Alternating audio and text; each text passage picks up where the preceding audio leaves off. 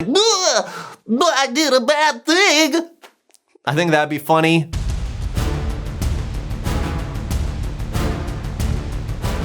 Marvel Comics has a big problem. Ostensibly, these comics take place in the real world. Spider-Man doesn't swing around the streets of Metropolis, he slings webs in New York City, the same one that I inhabit, or at least a version of it.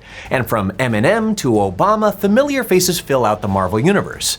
Our universe. But even without supervillains, our universe is fraught with all kinds of very real problems that take the lives of countless people every day.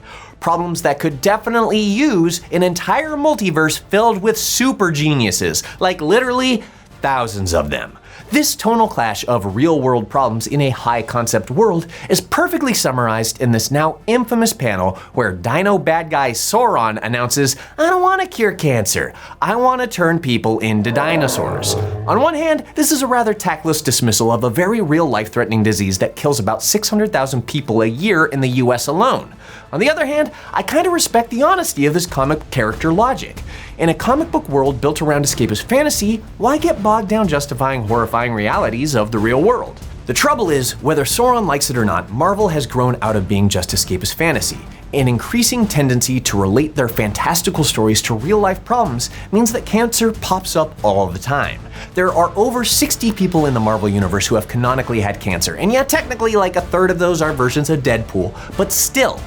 So in a world of super geniuses like Reed Richards, Hank Pym, Tony Stark, Amadeus Cho, Bruce Banner, even Peter Parker, if he could stop pointing fingers at Sauron, it seems like some super genius should have stamped out this disease a long time ago, or, maybe one of the countless characters who could perform actual real-world, world-transforming magic? So why hasn't cancer been cured in Marvel Comics? Well, in true comic book fashion, it's a complicated answer. So let's look at all the ways that Marvel has justified the cure for cancer. Number 5, the magic bullet. Sauron might not have had any interest in curing cancer, but it became a top concern for another far more notable Spider-Man villain, Norman Osborn, but for reasons that you may not expect.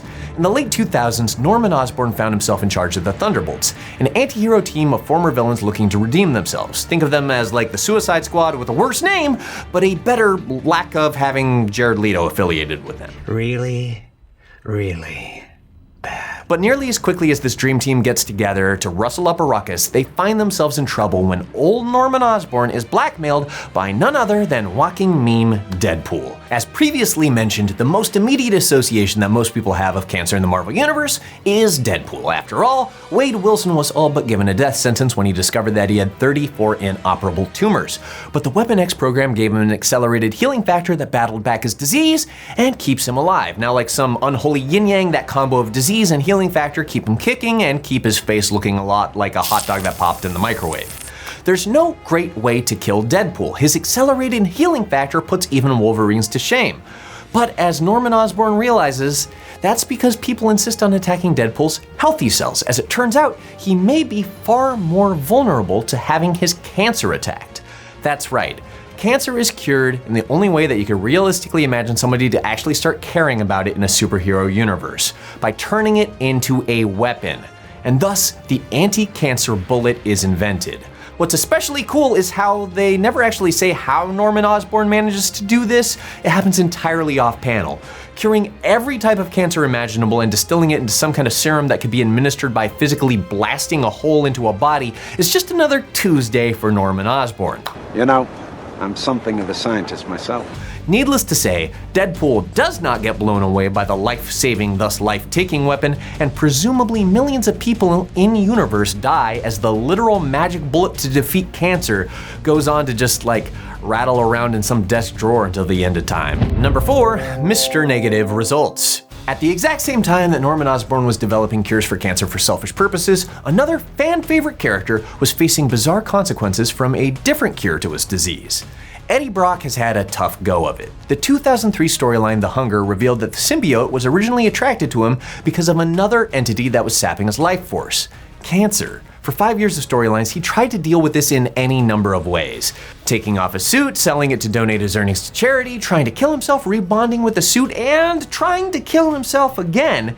It wasn't until 2008's New Ways to Die that this storyline went in a truly unexpected direction. New Ways to Die finds Eddie taking a job at a soup kitchen courtesy of one Martin Lee, aka Mr. Negative. Unbeknownst to Eddie, a simple touch from Mr. Negative modifies his white blood cells and sends him into full remission. In a matter of days, he finds himself inexplicably cured of cancer. While it would be great if this were the way the story ended, it only actually gets more complicated. Eddie's disease comes back, and no, not the cancer, I'm talking about his symbiote. After he's attacked by the new Venom, Mac Gargan, the symbiote attempts to rejoin with Eddie's body, but his souped up white blood cells react, shall we say, negatively? Yes, we shall, because of Mr. Negative is why. We see for the first time the emergence of Anti-Venom. This inverse version of Venom echoes some of Martin Lee's light force and is able to cure impurities of disease by touch, hilariously even trying to cure Spider-Man's irradiated blood, which it's goofy, it doesn't go well. Yada yada yada, some more stuff happens. Norman Osborn comes back and creates a anti-Venom to give to Venom, which is totally not confusing. Then the anti-Venom symbiote almost dies, then actually does, then later is recreated, and the anti-Venom symbiote is given to Flash Thompson, who also becomes Agent Anti-Venom. But basically, and most importantly, the anti-Venom symbiote substance is creatable and can literally cure any disease. And you can wear it, which is pretty cool, I guess, if you're into that tight-fitted look. It's just too bad that no one ever has the bright idea to actually use it as a cure. Number 3 and number 2, taking the fight to the cellular level. Okay, so we've tackled some villains and some anti-heroes, but what about our straightforward heroes? Where are those guys at? How is it that in a universe brimming with superheroes with amazing powers that none of them can directly use their powers to cure cancer? Well, who would be better suited for this than somebody who could shrink down and use their powers to defeat cancer at a cellular level? Well, this is exactly what Ant-Man, Hank Pym, tried some years ago, shrinking down inside Foggy Nelson's body to act as some kind of live-in cancer treatment, which seemed to mean just running around with a laser rifle, constantly blasting any circulating tumor cells that he sees. He dismisses his own effectiveness, saying that it'd be no more effective than chemo, which is still a pretty huge humble brag, given that he's somehow able to cover the 37 trillion cells that a human body is made up of. Hank claims that the best he's able to do is stem the spread of the cancer. But he really ought to have been talking to the Fantastic Four, because 2 whole years earlier, that team was doing the same thing to much better success in a different comic. In a weird homage to the 1966 film The Fantastic Voyage, the Fantastic Four voyage inside of a human body. The whole thing is played pretty coy, with our Fab Four refusing to ever say what they're actually doing until the end of the comic, when it's revealed that the things that look exactly like blood cells and tumors are meant to be, well, blood cells and tumors, and not life forms like they were saying. As it turns out, the team is attempting a daring operation on old Willie Lumpkin, the Fantastic Four's unfortunately named mailman. Yes, everyone's favorite weird vestigial daily comic strip character from the 1960s is turned into a weird prop in a pulp comic about curing cancer by heisting it out of his body. The whole thing goes off without a hitch, even after hot-headed Johnny Storm ignites and nearly blows up poor Willie Lumpkin from the inside, which would be tragic, yes, but also a much more hilarious comic. Let's blow up Willie Lumpkin, it's time. We're ready for it. And finally, number 1, they cured it. What? Maybe the weirdest way that Marvel has justified not having a cure for cancer is by, well, just already having a cure for cancer, just exist out there with no one having access to it. Brushed conveniently to the side in multiple comics, it seems like many times over people have invented the cure for cancer. Perhaps most notable is the villain John Eden, or the Quiet Man as he prefers to be called, which, like, for one, you can't nickname yourself, dude, and for 2, how quiet can you really be if you're whining about people not using your nickname? In the Fantastic Four in number 642, Eden captures Reed Richards in an extravagant attempt to get his hands on the future Foundation children, because I guess adopting is very, very hard. That's what I've heard. I don't know, I haven't tried it. While Reed is getting rolled through Eden's taffy machine, he takes a jab at the guy by razzing him on not having cured cancer, which is something that Reed Richards probably only has on his mind because people have razzed him about the same thing for years, because, like, seriously, how have you not done that, buddy? I'm no good to you. to anyone. But in what must be a truly embarrassing reversal, John Eden reveals that he has in fact cured cancer and then destroyed it. Basically, he thinks that there are too many goddamn people in the world. This seems to be the last that we hear about this particular cure for cancer, which is probably a huge relief for Reed Richards, who would never hear the fucking end of it if anyone else found out that his dorky named nemesis beat him to the punch. Perhaps even more confounding than a villain having found the cure and not given it away is some of the good guys having found the cure and not given it away, which has actually happened as well. In a reference so brief that you could almost miss it, an issue of Black Panther from 2005 reveals that this highly advanced technocracy of Wakanda has the cure for cancer and is willing to use it as a political bargaining chip, but is just keeping it under lock and key until then. There's being strategic and then there's being a bunch of dicks. Just give it away. Just give it away. Just give it away. The trouble is, at the end of the day, superhero comic books just might not be the right platform to tackle the greatest health threat of our time.